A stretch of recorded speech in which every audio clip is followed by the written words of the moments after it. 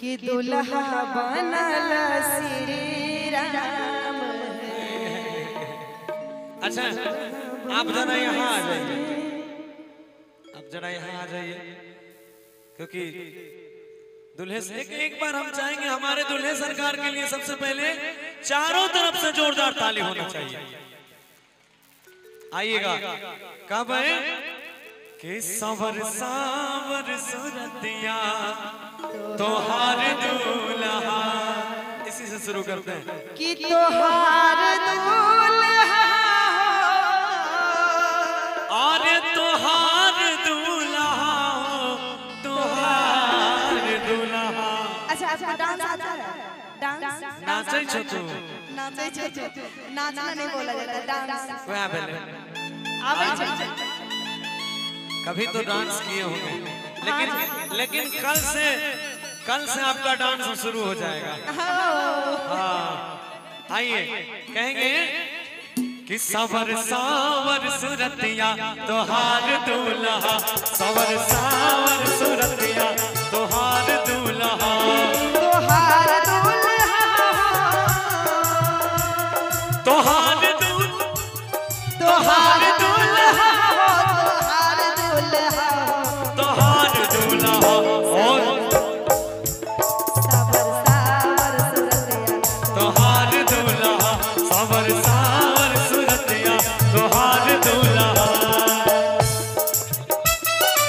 एक बार आप भी डांस कर लीजिए, हेलो एक बार आ जाइए, एक बार इनको डांस करा दें, एक बार डांस कीजिए पूरा थोड़ा सा। एक बार कर लीजिए।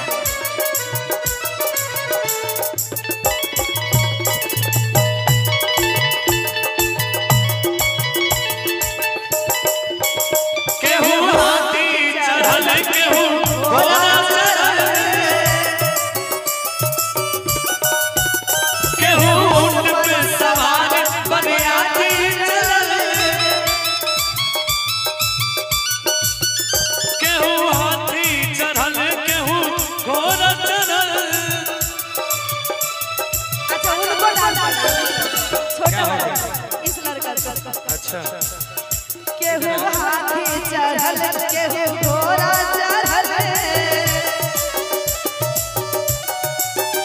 केहू ऊंट पे सवार बरियाती चलल, केहू पालकी चढ़ल, केहू पालकी चढ़ल। रंगदार दूल्हा हो तोहार दूल्हा, हो तोहार दूल्हा, सावर सावर सुरतिया तोहार दूल्हा,